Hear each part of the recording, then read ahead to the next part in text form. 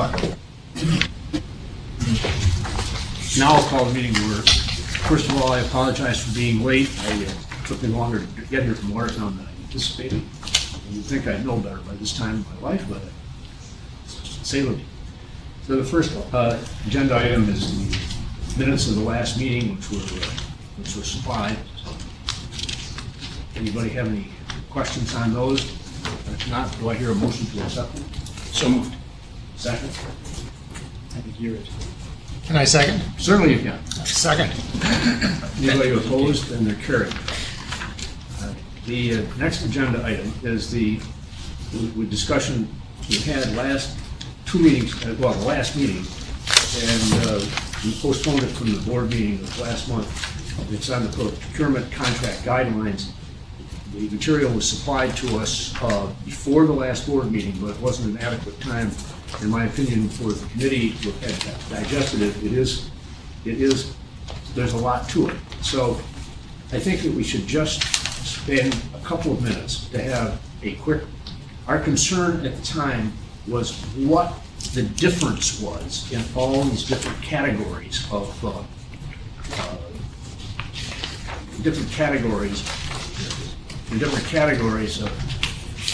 alternative delivery. Yeah, the design, build, bid, construction manager, build, construction manager at risk, and design, build. We had a brief conversation about it, but I think a lot of it sounds about the same to me. So that's why we just needed a brief explanation of that, so we could then move this procurement thing forward. Thank you. And with us today is Paul Kubman from the procurement division, who prepared the materials that were provided to the board before the last minute. So if we can ask Paul to walk through that, that would be great. Thanks. Sure. Thank you. So I believe everyone has the chart that we put together, and I'll work from left to right, starting with design, bid, build, and working my way over. So what I would highlight, though, as we go through each of these, you'll notice that there is a difference in the level of risk associated with each of these selection methods in terms of what the owner retains as risk versus what we are shifting over to the contracting team in the way of risk. So starting with design, bid, build, that is right now probably our most heavily used selection method. In this methodology, we hire the designer separate from the contractor. The designer progresses the design to 100% design completion, and then the project is publicly bid with either a single prime contractor or multiple prime contracts. Those are full public bid projects. The actual cost of the project is dependent on whatever the bid environment is at that point, so the owner retains the risk for whatever the bid variances may be, whatever the situation is in that particular region, and we award the contract to the lowest responsible and responsive bidder at that time after we've gone through the full diligence. That is a fairly traditional process, not considered really alternative delivery, but just one of our standard methodologies. The next one over is construction manager build, which is one of the newer, or is the newest method that we are proposing. This is a process whereby we will hire the designer independent of the contractor, again, similar to design, bid, build. However, we will hire the construction manager through a qualification-based selection process. And therefore, we will be doing an RFP and finding the most qualified construction manager to work with, who will then engage with the subcontracting community and bid the project on DASNY's behalf.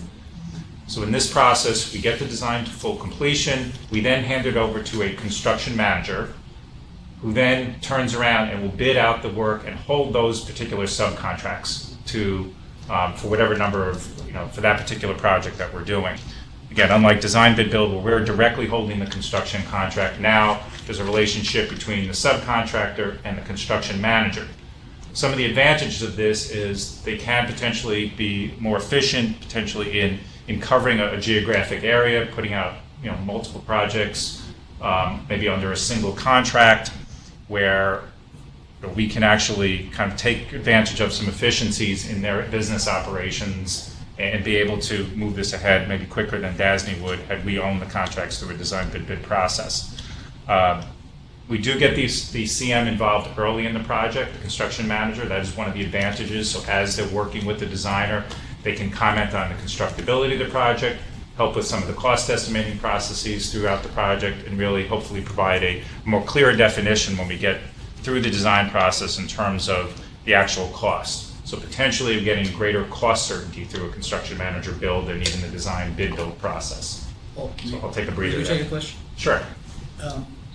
Is the result then that the construction manager, build scheme, with the person with the most experience is more likely to have, to be the chosen construction manager? Yes, so we would do, it would be qualification based, not based on cost. So initially we select them for, whatever the qualifications of that particular project are. If they have great experience in hospitals or, higher education facilities, managing that type of work, they would be the more qualified candidate. We could look at other qualifications similar to other RFPs, but it is an RFP process versus a low bid scenario. Do they identify the individuals from the CM firm who will be responsible for the ongoing work on this? Because Yes. typically that's really, you're buying as the individual, not necessarily the...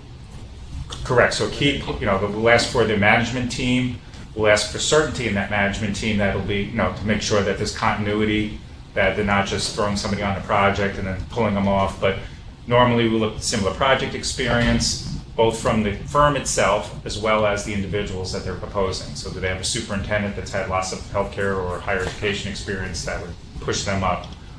We will also take into consideration, MBE experience. So do they have good contracting opportunities, and have they, developed a program where they encourage M's and W's? That's part of our selection process as well. That would all go into the overall selection process, similar to other RFPs we do.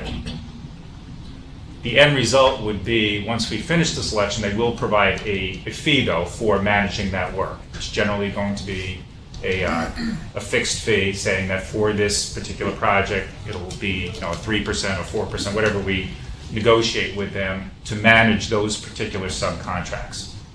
But again, when they put the project out to bid, though, again, there's a little bit more risk assumed than CM at risk here. I'll touch on that in a second. In that, whatever they put out to bid, we take that bid value. They don't assume any bid risk in the project, in the process. And that will be as opposed to CM at risk. They're not giving us a GMP. They're putting it out to bid. Whatever the subcontract values are, that forms the basis of their eventual contract, plus the management fee that they will get to manage the overall subcontract work. CM builds? Okay. So, moving along then. Now, right? You do that now. We do that now. Just to see... We do CM as agent. Our agency CM contracts, they don't hold the construction contracts. The only exception is we have what we call our GC minor maintenance program, where we do hire a single entity, but they're only eligible to hold contracts up to $80,000 in project value, so they're very, very small contracts. This is what DDC did a number of years ago down in the city. They did. It's the same model. Yes, yep, that was something they followed through on. Construction manager risk is something we have used frequently, specifically for the SUNY program. Right now, that is the only client that we are legally eligible to use CM risk for, unless there's special legislation attached to an appropriation like we had with CUNY in certain instances. In this case, we bring the construction manager on through an RFP process. Again, it's not a low bid scenario, so just like I talked about with the other qualification-based selections, we'll use that type of criteria. We engage the CM early on for pre-construction services. We hire the architect, DASNY will hire the architect separates, but you do have the CM at risk and the design architect and DASNY working together to develop what eventually become the guaranteed maximum price for the project. In that scenario, some of the risk is shifted to the construction manager, that the final actual cost of the project doesn't exceed that guaranteed maximum price. If it does, they're basically on the hook for that. But there's a lot of dialogue that goes throughout the process so that they get comfortable that the design, and as the design's getting developed, they're very involved, so presumably they're getting a good cost estimate on the project as we go through it, to the point where once we've gotten the guaranteed maximum price, they're comfortable with it. They do get a contingency allowance for those kind of just-in-case things that they didn't necessarily anticipate, but at the end, we have a single guaranteed maximum price, and then they go ahead, they deliver the work. Similarly, kind of like CM Build, there is a management fee associated with that, and they use their own staff to manage the work. Do we have to approve the subs that they in turn contract with?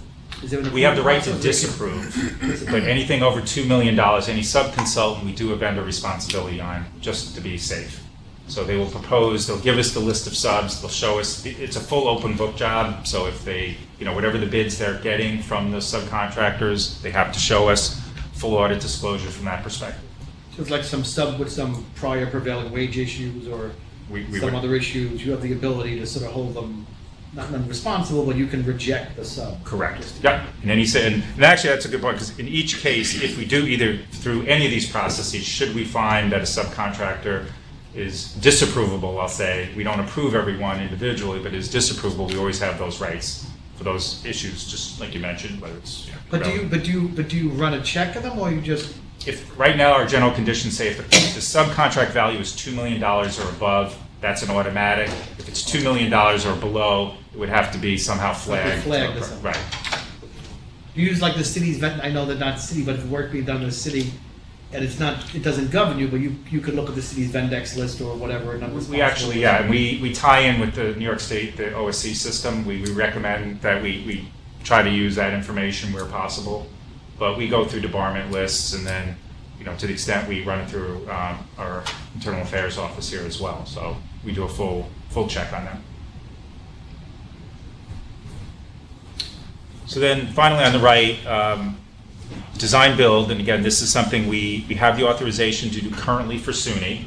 We're just on the cusp, as a matter of fact, today we're releasing an RFP for SUNY Brockport. We have used it very sparingly in the past. It's become more in favor recently, I think. There's been more emphasis in trying to revisit it at DASNY. And so in this methodology, we hire both the contractor and the designer as a team. We look at their proposed qualifications to see have they worked together before, what their past experience is previously doing design build projects. It's a full RFP process. The way we're handling it though, for this particular project is it's a two-stage selection. We look at the design build team's qualifications. In this case, I think we got 10 or 15 responses initially. From there, we whittle it down to 3 firms that we think are the most qualified firms to respond to the particular RFP. The RFP is a best value selection where we'll look at a combination of both price and the quality of their submission as it relates to their ability to deliver the program that we've specified in the RFP. So it is a combination of both price and quality and technical considerations by which we'll make the selection. Once we select the team, they will complete the design. What we give them is basically program requirements, which is roughly let's say a 10 or 15% complete design in which to build on.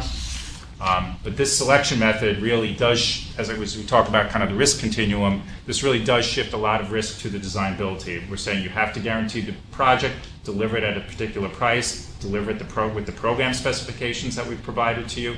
And with that, they'll come back with presumably a price that is within what we've stated in the RFP. And generally here, the advantages are we've got a designer and a contractor working from day one under the same contract, under the same umbrella, working together, working as a team, as opposed to even with CM Risk or CM Build, we still have the possibilities where there could be disagreements between the CM, let's say, and the designer. Here they're one united team, but all the risk shifts back to them. So if there's Well, what do you give them? Do you give the performance scope spec, like in the RFP?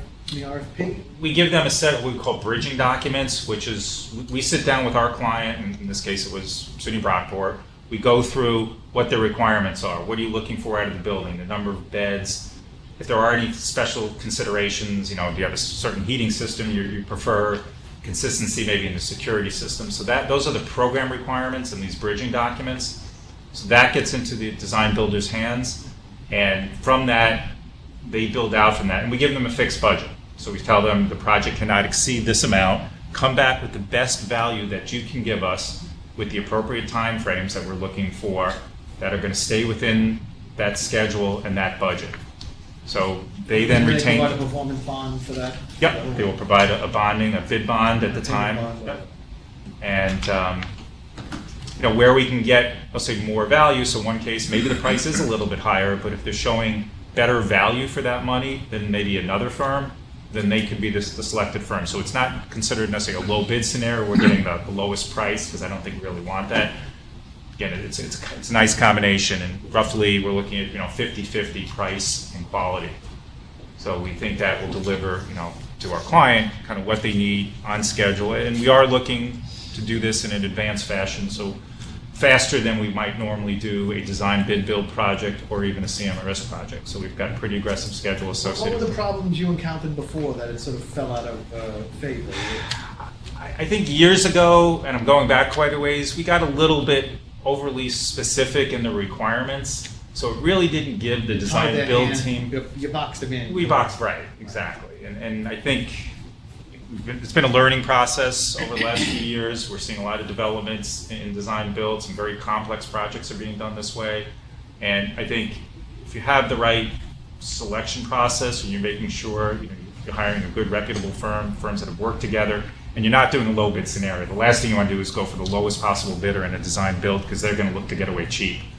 So you provide the right safeguards in the process, the quality control checks to make sure that we're getting what we think we're getting.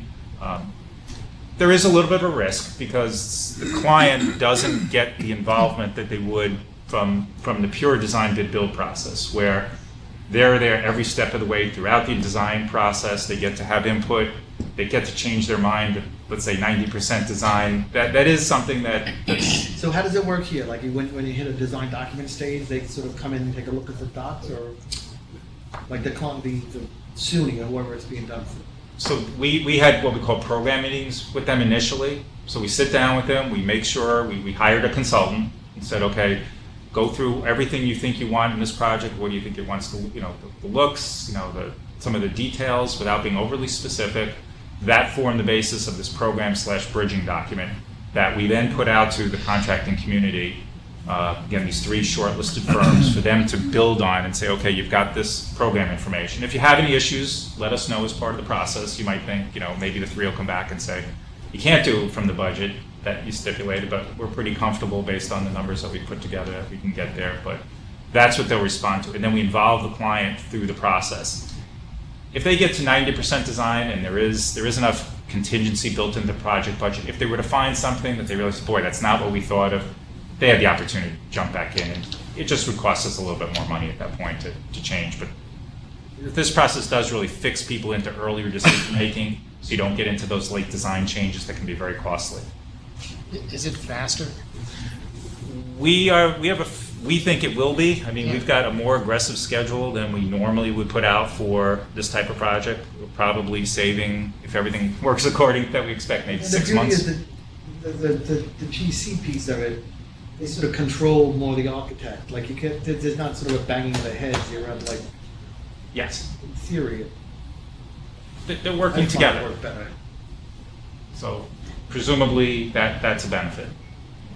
Some of the architects, I'd say they get beat up a little too much, but we got a lot of responses. It's not like people are shying away from this, and it's certainly the direction more folks are going. So, we're very hopeful that this will be very successful for DASNY and, move in a nice direction for us. So, any questions?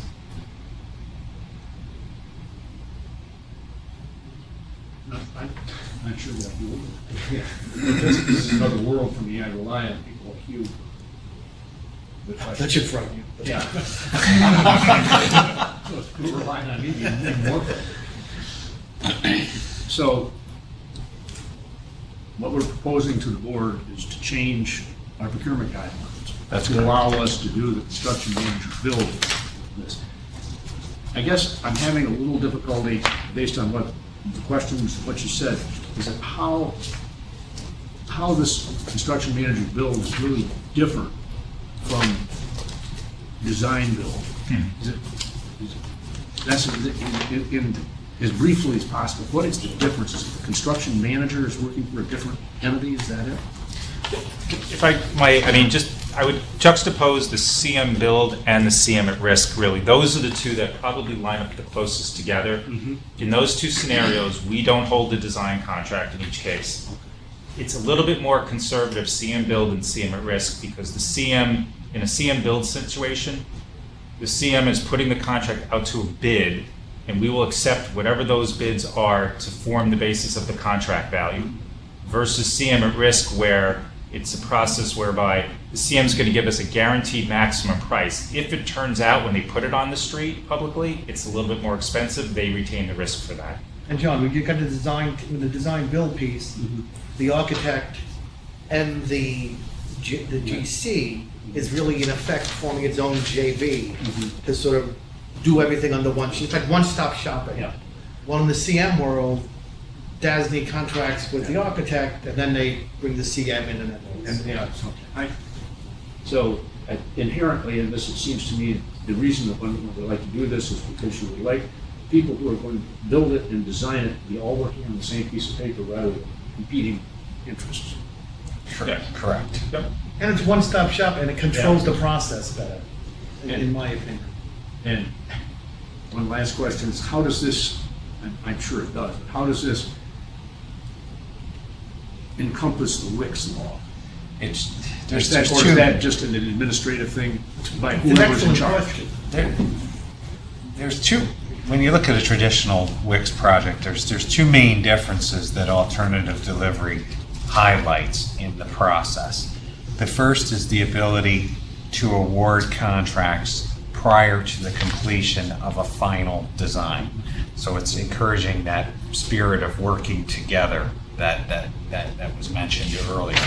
And that's included in our definition of alternative project delivery system. So as long as it's not inconsistent with applicable law, so if a project is clearly Wix applicable and there's an inconsistency, you can't use it. If a project is not subject to Wix, you could use it. But I don't want to say that Wix is the determining factor. It's you're looking at it being consistent with applicable law. To be able to do that. The second main thing that's allowable here is that contracts can be awarded based upon qualifications-based selection criteria and not just the lowest dollar amount, which is a substantial trap that we find ourselves in, and we were looking at ways of evaluating other criteria in addition to cost. Not saying cost isn't relevant, but in addition to cost, we're looking at qualifications. So those are the two main differences. With the necessary integrity oversight. That's correct. And on the Wix, John, the DDC, when the DDC did this CM years ago, probably 5, maybe more than that, there were challenges, because you're right, it really is one would argue that it's a sidestep around Wix. Yeah. But they seem to be upheld down in the city. What a court up here would do, I don't know. So our wording is very clear. It says, in a manner, it says, to the extent not prohibited by applicable law. So in each case, we have to do that evaluation to see if it fits that particular project. And we're not trying to violate anything that's in the form of an existing law.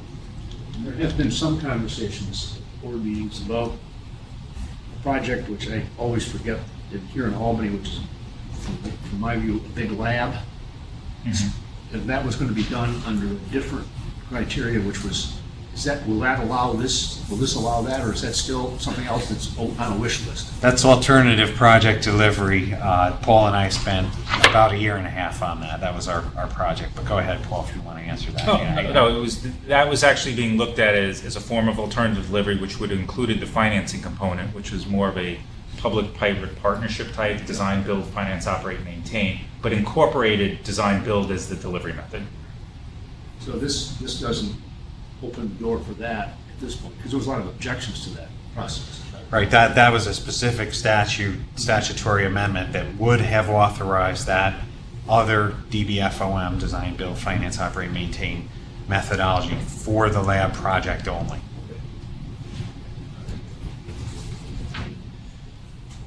I have a little bit of knowledge, which makes it very dangerous. It was an interesting time. So, are there any more questions of Paul? None here, sir. Right, you okay? So then do I have a motion to advance this to the board tomorrow? So moved. All those in favor, aye? Aye. We'll advance it to the board. Is there anything else from the full committee? No. Then I call for the motion to adjourn. So moved. All those in favor adjourn. Thank you. Thank you.